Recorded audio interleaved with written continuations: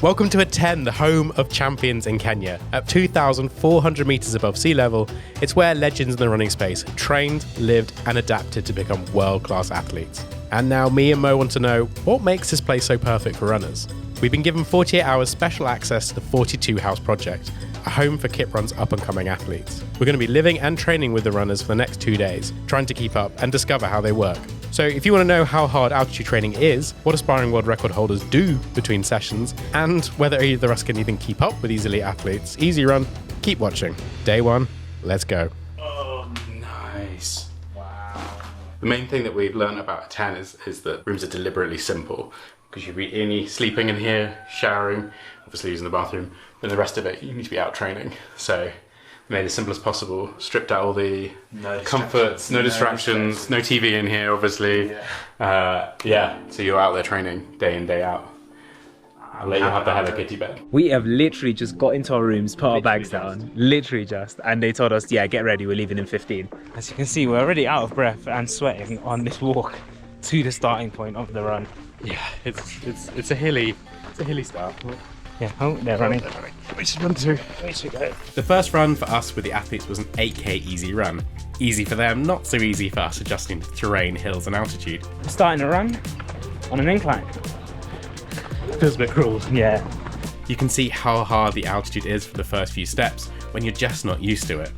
But this is why athletes want to train in these conditions. We survived 3k in this heat. No defense. It's very hot.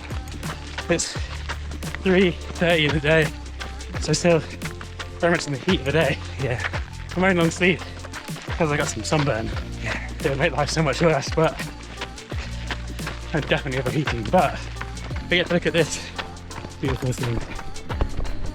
It is quite demoralizing how as soon as we hit a hill, our breath just goes and they just take it in their stride as if it's not even a hill. But we're keeping up. If we can keep them in line sight or eyesight, we're good. Whilst me and Mo were getting left behind, these athletes were cruising along at their easy pace for their second session of the day, and we were just trying to keep up. So, we finished the run, a little bit later than them, but they're just doing their cool down drills. I definitely feel like I need to cool down in all ways right now.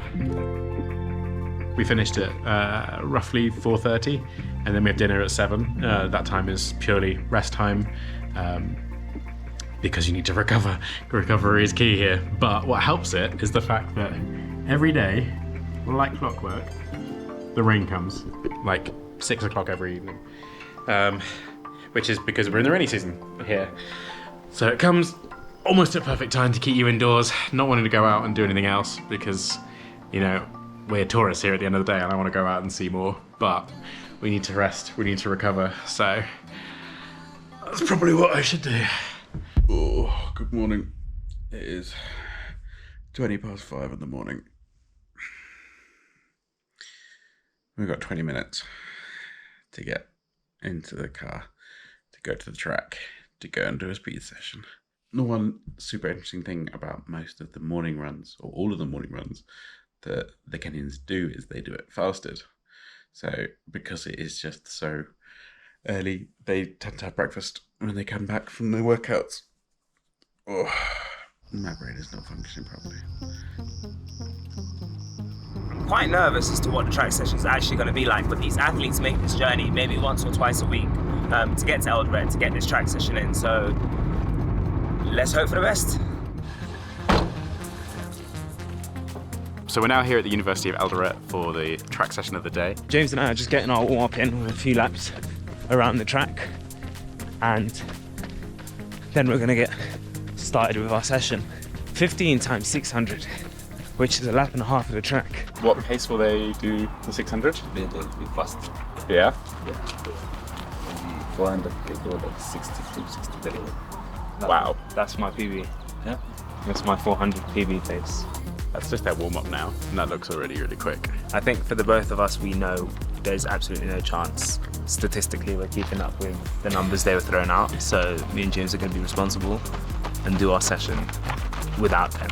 Because if I tried to keep up with those paces, I'd For either probably one. be on the news for dying. Chatting with these athletes and coaches really brought home how passionate and dedicated they are. They love working hard to get better. It's their day in, day out drive to improve that makes them just so good, and wow, they are fast. So I started a rep with them and I just couldn't keep up. I've done 400 meters, which I'll happily take, but they just kept kicking up the pace the further around the track they went. And it's so tough. It's so tough. My excuse is that I'm still adjusting to altitude, but also these lot are elite athletes. So there's that. I can always say I kept up with them 400 meters.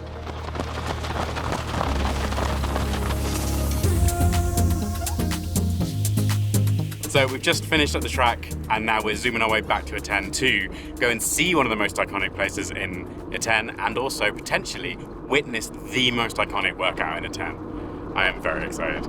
So it's not all about taking on the running, we're also learning why. Why is Iten such an incredible place for runners to be? Well, one of the reasons is this school, St. Patrick's. It's not in the hat. That is one of the reasons why Iten itself and Kenya as a whole is the running powerhouse that it is. So he came in 1976 and saw the potential in Kenyan running and understood how Kenyan culture pushed running, pushed it even further and created these incredible runners like David Rudisha and basically skyrocketed Kenya into the Olympic world. The reason why we're here is Kiprun have invested into St. Patrick's to help develop the transitional athletes that they have. So the athletes that would have done great at school but maybe haven't been able to jump to the next platform to compete at the Olympics or at the World Championships. So they have some incredible athletes, one that had just won bronze at the African Championships and other ones that have competed at such a high level.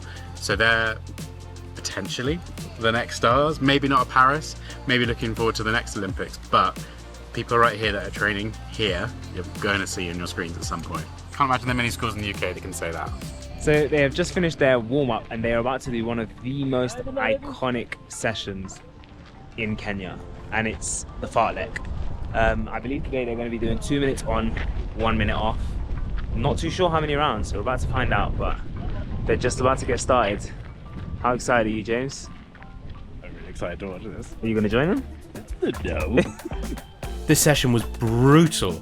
48 minutes of fartlek work, 3 minutes on and 1 minute off, repeated 12 times. The reason for doing fartlek workout is often in a racing environment, these athletes won't be setting the pace. There will be a big group of athletes and they'll need to be competitive, going with a group if it speeds up or surges. Enter the fartlek. 12 lots of 3 minute efforts with 1 minute to recover. They alternate sessions each week between 1 minute, 2 minutes, or 3 minutes of work with the same 1 minute recovery. So we got on a front row seat to the hardest fartlek session these athletes do.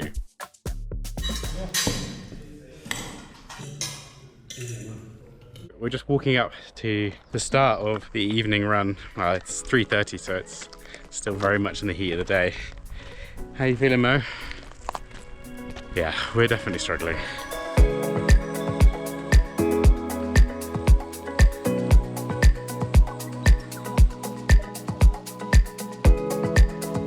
I am so inflexible compared to like people in the UK, let alone people here. I can barely stand up when I was lifting my leg in the air, and these stretchers, they're like reach into their shoes, no problem at all. And then there's me,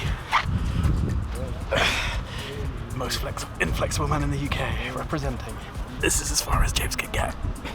So they have flexibility and the core strength to be able to put in the miles that they do. Only happens because of doing stuff like this. Subscribe to the running channel for more videos. Don't be in vain. We meet the rest of them, we meet the coach, and he gifts us with 2 additional K. We've now gone from an 8K easy run, which we were already dreading, to a 10K easy run, which we're now dreading even more. But if they're going to do it, we're going to do it. It doesn't matter what pace, we're going to get our 10 in. We'll get it done. Holding the pace on a flat is fine. Yeah. But they just take the same pace with grace up the hills. 6 days a week, 2 or 3 sessions a day. It's like the amount of volume is just incredible. It's a thing to be inspired by and just be in awe of. Well, here we are. 10K pretty much done. We're just outside the 42 house. We got dusted by the ELITES. I think they've arrived like a solid hour before us.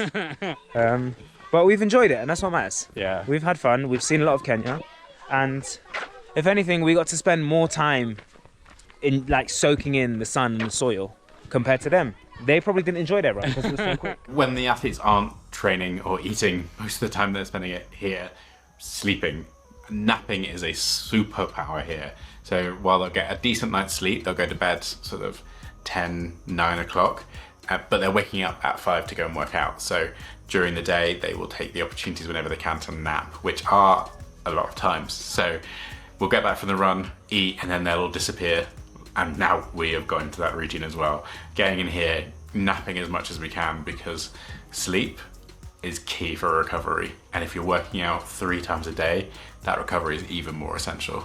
By 8:30, dinner is all wrapped and these athletes, and us, are thinking about bed. There's a bit of downtime after dinner to chat and reflect on the day, but then bed is at 9 PM to give everyone a full 8 hours sleep before the 5 AM wake up for the next day of training.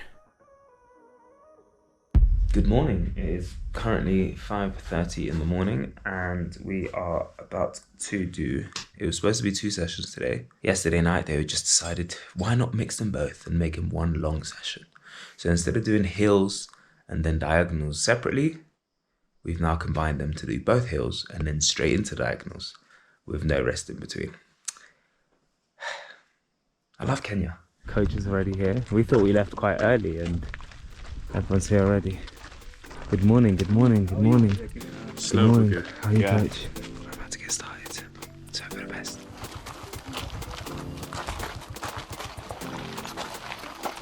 So we thought we were doing hill sprints, and apparently we still are, but we're about 3K into a warm-up of a pretty steady tempo pace, I would say, for me and James.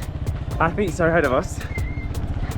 James and I are back here, struggling, and we haven't even got to the hills yet. And that was just a warm-up. That was just a warm-up. You know it's serious when the Kenyans are starting to de-layer. I may die. So, love you, Mum, Dad.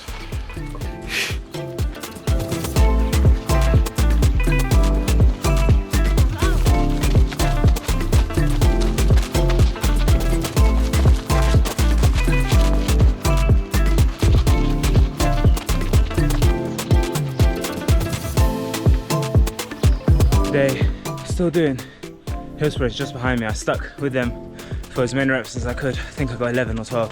Can't really remember, I'm a bit delirious, but I was like, let me save some of my energy for the diagonals that we have coming up straight after this. As much as I would love to do the full 15, I just can't. I might join them for that last rep, but I'm taking a little bit of a breather because hills are hard.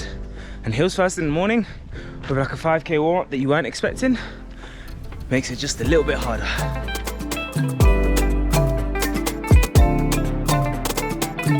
For those of you who don't know what diagonals are, let me quickly explain. We're on a football pitch. James is just dying in the back. And what they do is they start at the bend, sprint down the bend till they get over there, jog the straight of the football pitch, sprint down the bend to get over here. Well, I said the bend, the corner, and then jog there. So they're doing a diagonal sprint, jog, diagonal sprint back, jog. We've done one of those, and I think they have 20. But it's a great workout that you could do anywhere in the world. Yeah. Football pitches everywhere, there's fields everywhere. So find somewhere that's big enough, create your own diagonals, and you got a regular patterned workout that you can do. It's Come rain or almost a shine. spin-off of like fartlek work, I think. Yeah, definitely. It's like, it's nice to know you have reps to tick off rather than like going in one direction or trying to find like a long enough run. You could just stay on the field the whole time. That is us done. I think that is the final workout we have here in Kenya, which feels so surreal to say. Okay, so that's our time here at 42 Hours Project. It has been incredible. Mo, what have you learned? Honestly, just the amount of work that they put into these runs and the amount of work they put into their community and their faith is actually so inspiring to see how these runners like conduct themselves on a day-to-day basis, and I'm so grateful to like even have the opportunity to be out here and experience it all. It's been incredible. What have you learned, James? It has been amazing. I'm gonna be a little bit cheesy. We obviously don't speak Swahili. Their English is really good, but the communication is sometimes a bit difficult. But one thing that is a universal language is the joy of running. It is been incredible. Obviously we've not kept up with them the whole way. We're slower, they're incredibly fast, but the joy that runs through running is unlike anything I've ever experienced, and I'm going to take that back to the UK and inject it into my training. I've definitely lost a bit of motivation for training before coming out here because it has been one of the most incredible experiences of my life. But if you have any questions about our trip or any questions about their training you want to ask, drop it in the comments and we'll reply to it. And while you're there, let us know which presenter you want to see take on a half marathon challenge later on in the year in a Kiprun pair of shoes. And while you're also there, don't forget to watch Andy's video where he charts the prototype to the finished product of a shoe. It is so cool.